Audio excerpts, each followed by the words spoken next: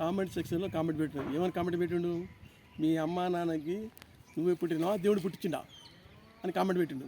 అయితే ఇది చెప్పాలంటే సృష్టి గురించి చెప్పాలి. సృష్టి గురించి చెప్పాలంటే ఇప్పుడు కలన పని.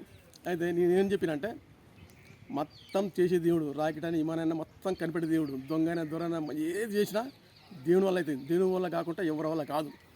అయితే నేను ఏం చెప్పినంటే దేవుడు క్రూ ఇవ్వాలి.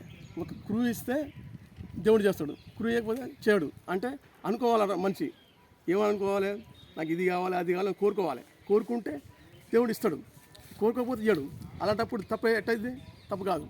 ఇప్పుడు శివుని గుడి ఉంది, లేకపోతే అయ్యప్ప గుడి ఉంది, వెంకటస్వామి గుడి ఉంది. ఆ గుడి కాడికి పోయి మొక్కేటప్పుడు మనం ఏం చేస్తాం?